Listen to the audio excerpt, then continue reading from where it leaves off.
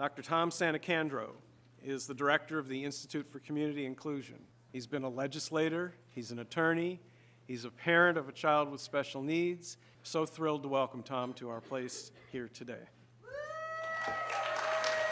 Good morning, everybody. I am honored to be here. Thank you, Rich, for inviting me here. It's my privilege to speak to you folks. I'm really thrilled to be here. I'm also thrilled to be half of the keynote address today.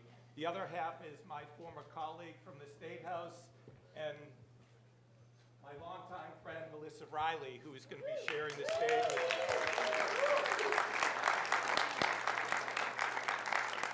So when Rich told me that I was going to be the keynote speaker with Melissa, I said, well, I have one request. I said, I want to go first because I don't want to have to follow Melissa. But the other side of that is he didn't tell me all these commissioners would be so spectacular and he was going to give out these awards. I feel like there's a lot of pressure already, Rich, so thank you. No pressure, no pressure. Just push that and you'll be good. Thank you. I actually, as Rich said, I was in the legislature and an elected official for a long time.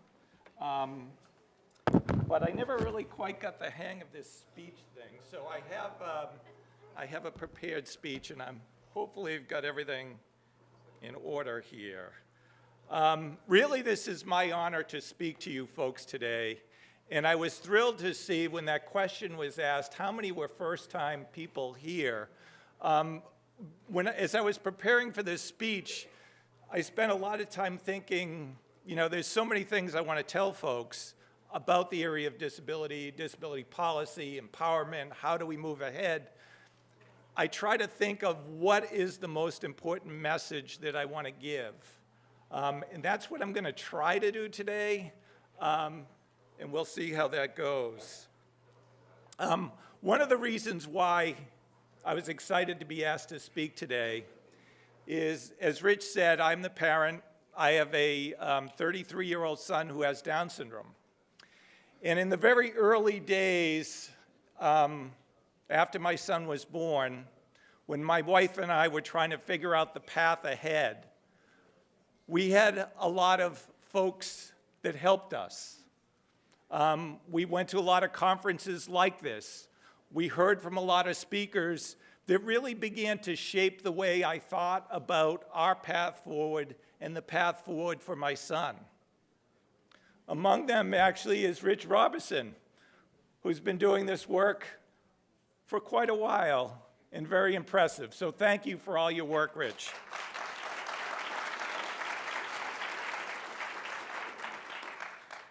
So I want to have a better feel for who's in the audience. How many are special education advocates in this room? And how many are teachers? And how many are professionals in the school system, whether they're therapists or social workers? And then how many are parents? Well, I think I found the dynamic. Great. Well, thank you here. And how many are students? I just finished being a student myself, so thank you all for being here, and hopefully, I know you'll learn things during this conference, and hopefully I can share some information with you. One of the things that what I want to talk about today, I want to talk about two areas. One is I want to talk about the research. I am now the head or the director of the Institute for Community Inclusion here at Children's Hospital in UMass Boston. And as a result of that, I'm around a lot of researchers and I see what the research is. One of the things I want to do is bring you two pieces of research for you to think about. The next thing that I think is critically important, and I was glad to see there was a lot of first-time people here, is to talk a little bit about where we are in history. I think the contextual matter of where we are in history today, I think a lot of folks don't fully appreciate.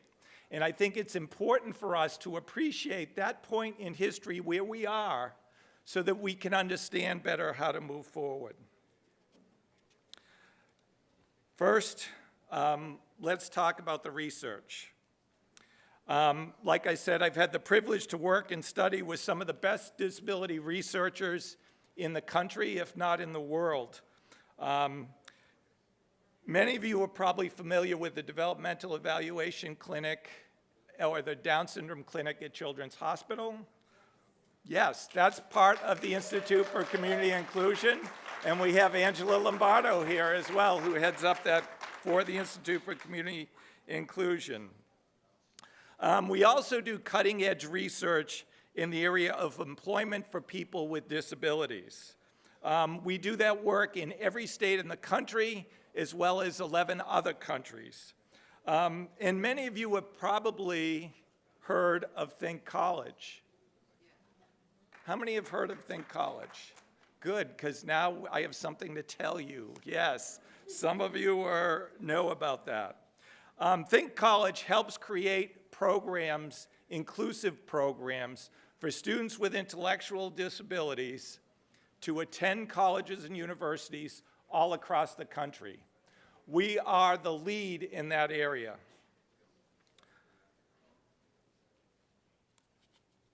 So, since I've come to the Institute for Community Inclusion, I've learned a whole lot of different things. And probably the most important information I've learned is the importance of expectations.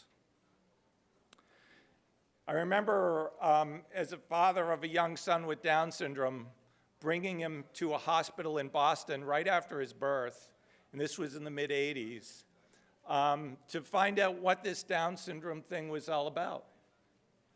My wife and I had no idea. We really never met anyone with Down syndrome, and at the time, in the '80s, we were in a different world.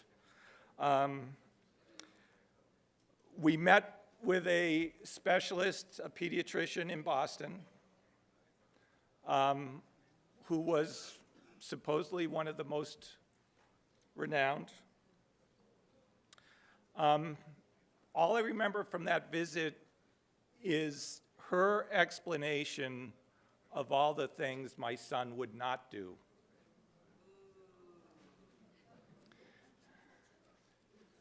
That he would not crawl or walk on time, that he would not speak on time, that he would have trouble potty training, that would be delayed. And then she told us about the nevers that he would never do. I'm playing to the right crowd here today, I can see. She said he wouldn't ride a two-wheel bicycle. He would never drive a car.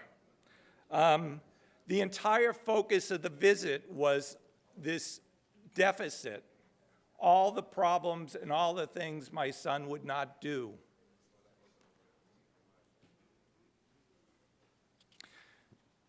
There was no mention of his potential, of where his strengths would lie, of how much he could add to our family and our society and our community.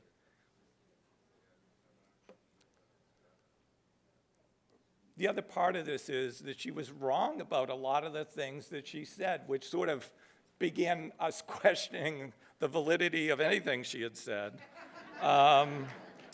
First off,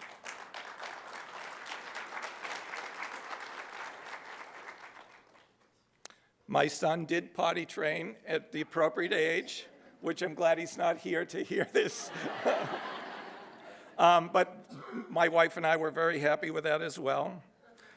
He did ride a two-wheel bicycle, and he actually began riding it at about the same age as every other kid began riding a two-wheel bicycle. And then I remember clearly my wife asking about driving. And I don't know why she had this concept of driving, but my son now has a driver's license.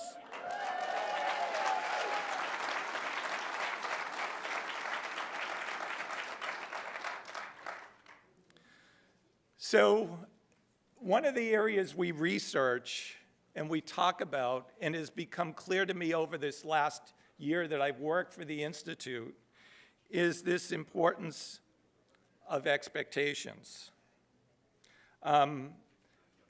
Social science research, and this research is kind of funny because we have 40 PhDs, 60 master's level people all researching this stuff.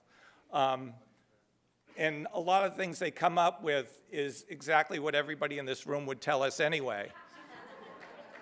But it's important to document that. I know there's some professors in the audience that feel that this science is important, but they do that. So what they've come up with is that these types of encounters are bad. Go figure. Really, what is critically important is that you're meeting with professionals, whether they be in the physician's office, whether they be with therapists, whether they be with your school, whether they be with the administration of the school. The focus should be on the strength and the potential of all children.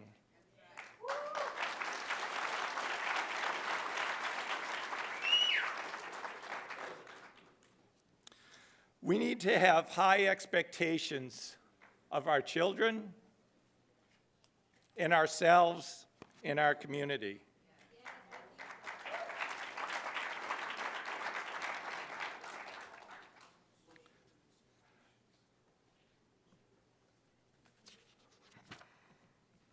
The other side of this, and someone had mentioned this earlier, I think it was one of the commissioners who sort of let it out. As an elected official, one of the things that the power that you folks all have, both collectively and individually, the power to affect policy is huge. That one person who raises an issue can actually control the issue, particularly here in Massachusetts, where we're in a relatively confined area. So on the area of expectations, you need to keep those expectations high for your elected officials and in your administrators.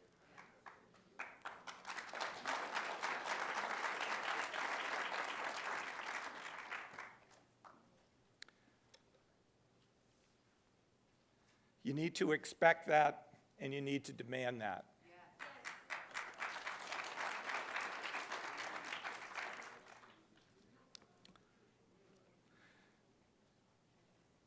The other area I want to talk about, and I'm glad that there were a lot of folks that didn't know about this, except I see some folks that have been able to take advantage of this, is a lot of the work that we're doing, a major part of the work we're doing at the Institute for Community Inclusion is including students with intellectual disabilities in higher education. The research that we have shows that the earlier the parent and the child consider college, the more likely it is to happen. Does anybody in this room have a child in elementary school or before?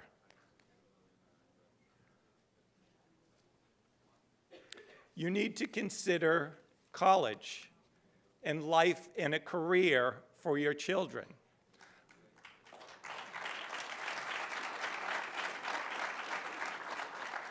Many times if you have a child with a disability, in those conversations with professionals, that conversation never comes up. But if the child is a typically developing child, that conversation always comes up. Our children are no different than any other child.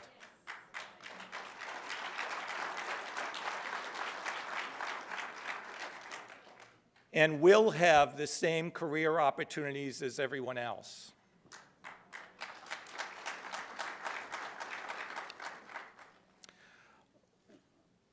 One of the things, and I have in my comp says, don't believe me, presenting with me today is Melissa Riley. Like I said, she's going to present the second half of the keynote today. She was my former colleague at the Massachusetts State House. She holds a professional position there as a staffer for a state senator. And what helped her get that position was that was her college education that prepared her for that position. And I just wanted to, I'm very proud of Melissa as well, but this is actually a photograph of Melissa testifying before the Labor and Workforce Committee at the Massachusetts State House. I think this was about a week ago, that she was testifying in her professional capacity as a staffer of a state senator. So when you talk about expectations, think about Melissa Riley and think about everything that opportunity has brought.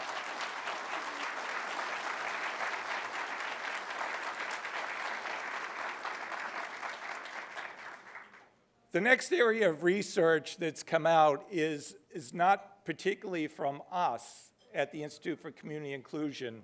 As I was preparing for this, I knew it's something that's happening over and over again in businesses, at every level of business. And actually, I, of course, doing my research for this, hit the old Google thing. And the first article that popped up was a Harvard Business School case study looking at diversity and how important that is in any organization. Diversity is now emerging as a way for a business to be more successful. Diversity usually refers to racial and ethnic diversity. And as we are going through this, we're learning that neurodiversity and ability is equally as important to these boards as we move ahead. For the Institute for Community Inclusion, we, of course, believe in diversity, all kinds of diversity as we move ahead. So we are in the process of doing what's called a strategic plan, where we're bringing the organization together to figure out what we're going to be doing for the next 5 years and how we move ahead.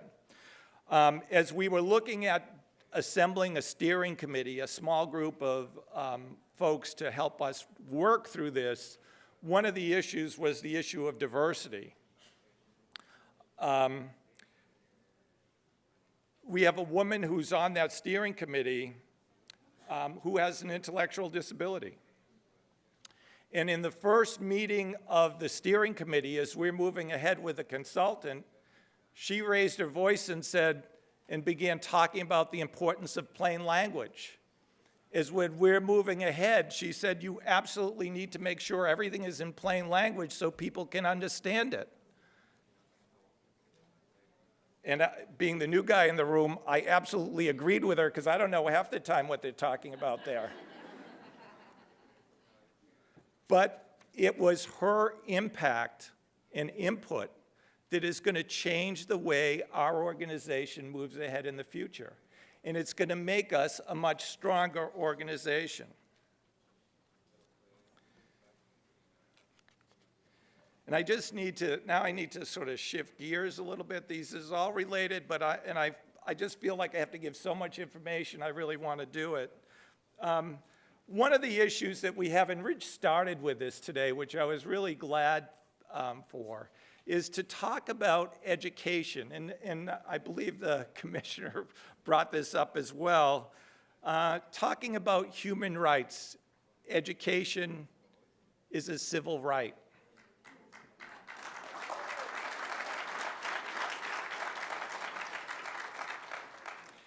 It is our responsibility, all of us, to make sure all of our students are prepared for adult life. All our students need to be thinking about being prepared for college, being prepared for work, being prepared to be civically engaged in their communities. This is the charge of everybody in this room, and that's why we're here today, is to better prepare us and ourselves as we move ahead with that charge.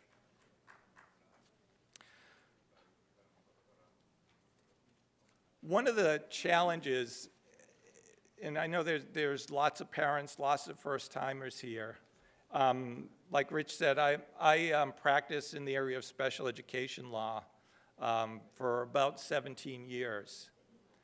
And as a special education lawyer and as a dad who shows up at these team meetings, and many of you who have been through this process, and especially the special education advocates that are here, sometimes you wonder a bit, did I go too far? Did I ask for too much? Did I push the envelope too far? I understand my local community is strapped for cash. Am I asking for too much?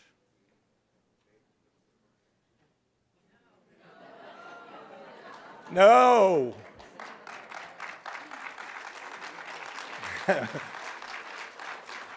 And the reason for the no isn't the child you're working with or your child or even yourself if you're advocating for yourself. The reason the answer is no is because we're not just fighting for that child in front of you or our child. We're fighting for every child, and we're fighting for the future of our community.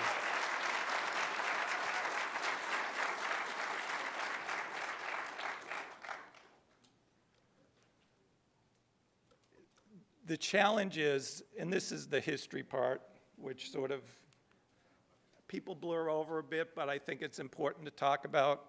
And as time goes on, I've become one of the older people in any room.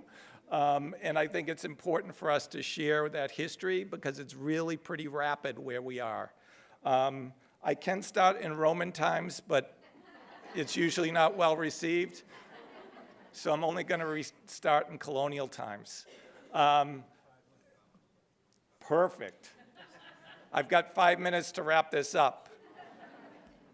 So in colonial times, what they did, if you had a disability, the way they figured out how to go ahead was they would call bidding it out. So everyone who had a disability, other people in the community would bid on what they would charge to support that person for the next year.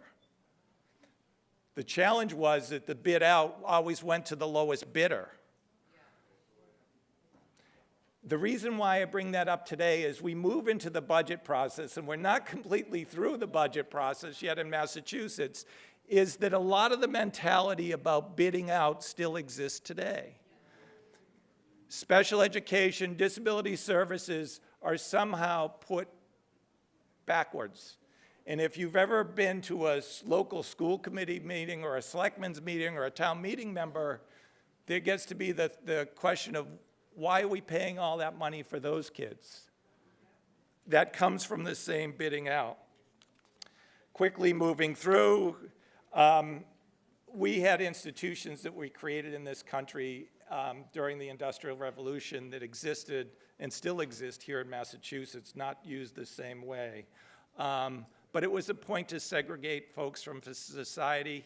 Those only began to break up in 1970. Like Rich said, special education law in Massachusetts was passed in '72.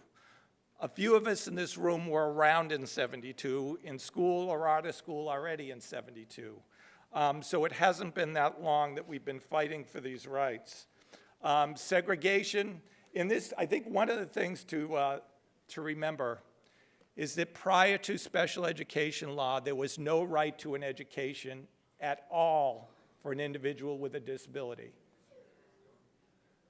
That's why you're fighting. Prior to the special education law, there was no right to an education for a person with a disability. We can't even fathom that today, which is good, but it's important to remember.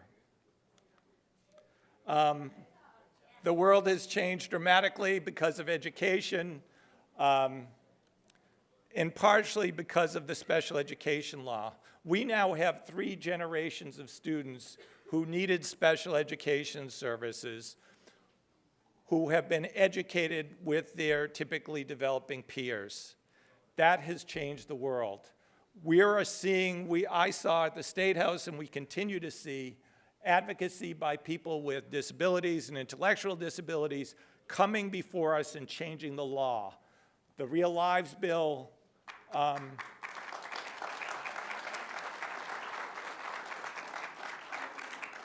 changing the name of the department. Even the inclusive concurrent enrollment program, including students with intellectual disabilities in college, was all led from the community of people with intellectual disabilities themselves, because they were educated and prepared to go ahead. I don't think I'm going to be able to do all of this, but I will jump. My final words to you are: be vigilant in this process. Remember, when you're fighting for yourself or your child or someone you're representing, that you're not just there representing them. This is about us as a community coming together and bringing our best foot forward. So be vigilant in your work. Thank you all for being here, and thank you for inviting me.